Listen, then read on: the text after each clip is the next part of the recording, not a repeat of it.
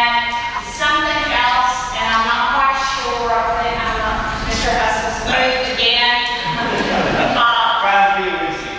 Mr. Hustle, when Mr. Kelly met with the residents that live near this, they were promised that nothing would touch that road, and now in the new plans, we now have all of this property exiting in and out of Scout Road rather than Klondike to take the pressure off Klondike.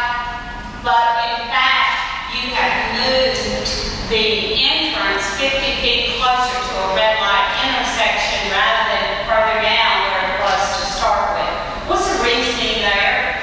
Well, let me say, they came to me and they asked my advice as far as opinions about how the project might be better. And we all have different opinions about that, I'm sure. My thought was that, and I said that you might want to think about putting everything off the south. One, stop the ingress and egress off of Klondike at 2 locations versus 1. So now you, instead of 2 entrances and exits on the Klondike, you only have 1, so you can control it a little bit better with your signage and your turning lanes and those kind of things. Second advantage I thought was that if you're going to have a buffered landscaping along Klondike, which helps buffer some of maybe their objections to the residential housing and those things, because now you're going to have all green space, you're going to have all trees. It's just going to make it more pleasant, I thought, in my opinion, for the development. It doesn't have to be that way, obviously. If y'all prefer somewhere else. Yeah, there are approximately 6 houses on Scout Road. There is not a high traffic ingress or going out. So the point being is that they don't want their road widened. They're happy with their 1-lane little road, just like I'm happy with my 1-lane little road over on Curtis Lane.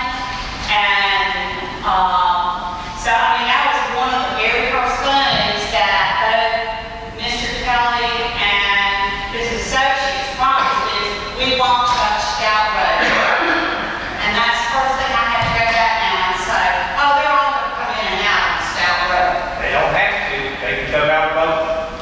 I mean, the only thing I would say as far as, and it's going to be, I guess, the decision of your traffic person, your engineer, but I would say that any development, residential, commercial, industrial, whatever, they have the right to access a public street because that's what it is. So I'm not sure you can protect Scout too much anyway, because if I own a piece of property and I front on a public dedicated street, I have a right to use that street.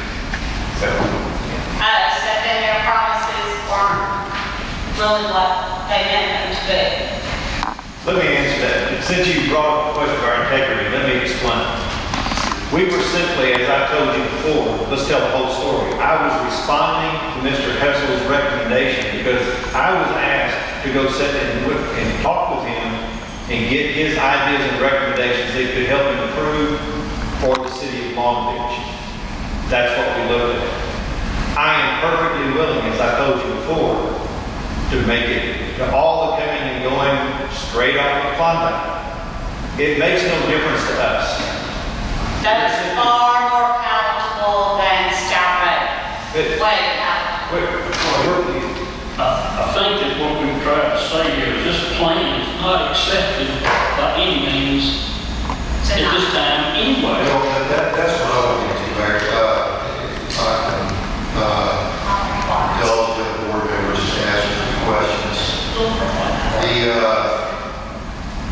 If we were to grant request tonight to allow residential, or to do it, to allow residential in C2, is my understanding that we will not begin toward C on the set plan? Because I've got a problem with that, especially if we're talking about relocating things and maybe not rotating the commercial building to get more frontage on Klondike, putting sidewalks along Klondike. It is, whatever the ordinance allows, the proximity it appears to be very similar to a zone change where you're allowed residential in a C2. I know the semantics of it not be, but blanketly allowing an R2 or a family in a C2 without this board of planning commission being able to review where the ingress and egress is and how detention ponds will be arranged with respect to adjacent residential homeowners and property owners. I think at best that's a disservice to the adjacent residential. I'm not opposed to the project, as I told you. I think there needs to be some things that we have to agree on, but giving the approval tonight and then this bill not reviewing, having any sort of review afterward, I would tend to vote. I would like to submit that we would love for it to be in the minutes that we'll be glad to come back. I mean, put it in there. We're not asking to do anything. We're simply, before we spend a lot more serious money in engineering and design, we would like to know the pleasure. If it's not to put allow that, then that tells us. But that may be a conditional approval, Mr. Jim, we're allowed to do this. One of the other questions was,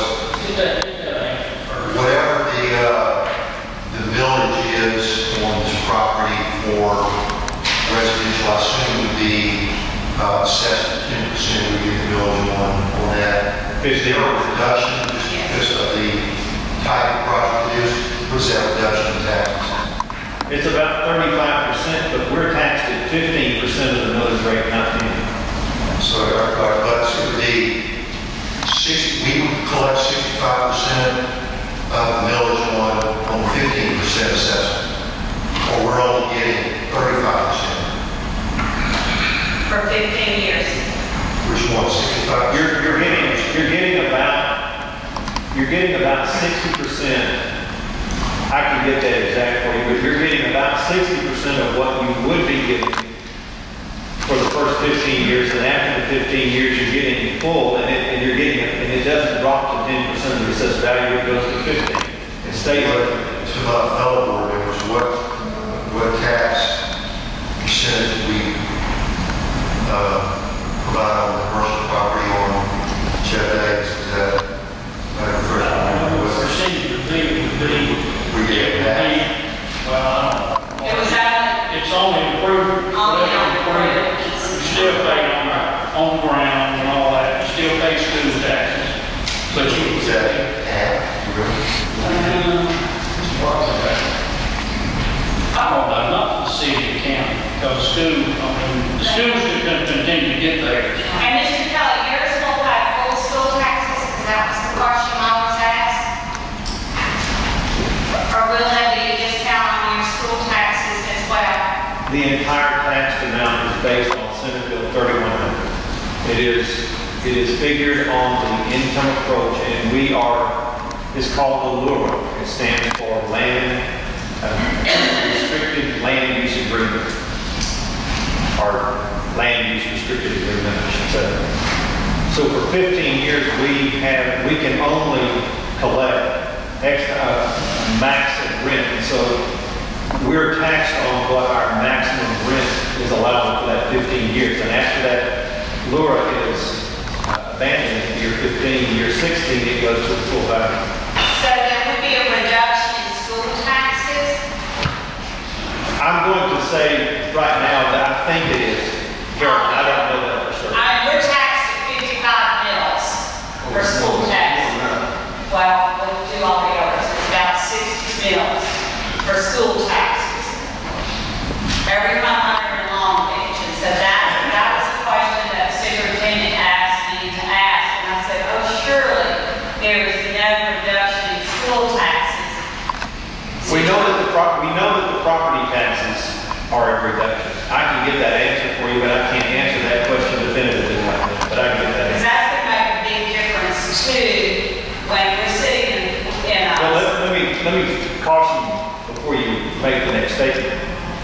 The back half of this property which we can put 30 or 40 on there right now. We can do that without any approval from you at all, just simply go get our building permits and put it on there. So we're talking, if we're going to talk about types of people or families that are going in there, because we're not going to allow that because of restricted rents, the backside is still restricted rents. Right. So that doesn't. And I'm not arguing with you about the backside, but 30 or 40 at a reduced tax rate is a whole lot more palatable than 90 at a reduced tax rate. If we're talking about putting 100, 200 more students in the school district, that everybody else that's sitting in this room that lives in Long Beach pays considerable school tax. I don't have children in school, but I pay on 2 houses. I can tell you, it's high. What would you have if the property sat there vacant from now on?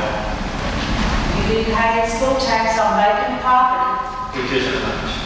Well, and the other thing I just want to point out too, is looking at the footprint of that 6,000 square foot plus or minus where it is. If you look at that and just expand that toward the north, move it back to the property, you would be looking at about 50,000 square foot footprint of strictly commercial strip center type of square footage. And that would probably allow for parking to go with that, still not touch that wetlands area. And looking at the economy of Long Beach and the property that we do have available for commercial, I would offer that it would be many, many years down the road before we would ever see a 50,000 square foot strip center or any type of commercial endeavor go on that piece of property that would generate any revenue. Well, I agree, and Mark, to your point earlier, if we change our access to Klondike, then we automatically will rotate our building to more frontage on Klondike. I remember one of the comments, Dave made comment at the time that the board voted turns down was the lack of commercial. And what's the magic about the 6,000 square feet? Right now, we don't have tenants to fill that 6,000 feet.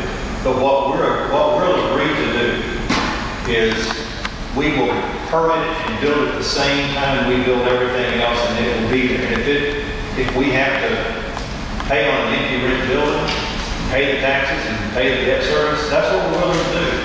We're also willing to put the retention underground, which is a much safer, and it'll cost about $250,000 to do so. But it gets away from the stigma of quote unquote a project, and it looks more like a community because you're getting away from the eyesore, you're getting away from having a chain fence around a retention area that requires a tremendous amount of upkeep. You have snakes and you have a breeding ground for mosquitoes and other insects. We're not doing it trying to impress the city, we're doing it because it's best for our community. And we typically put nice fences around our communities. Most of the time along the road, we'll put wrought iron, we'll put what looks like wrought iron, we'll plant the trees. One thing we're agreeing to do, we'll specify up front and agree on the component. We'll put 12 5-inch caliber minimum evergreen trees to be selected by the city council or the planning department, whoever would like to be in charge of approving those trees, but they'll be specimen trees. We'll do this, we'll put probably down Southwood, we'll put at least 8 to 10 3-inch caliber trees so that there's proper screening. We have the screening in back because that's the wetlands. So and there's a stand of trees to the north. So we're trying to do everything feasible.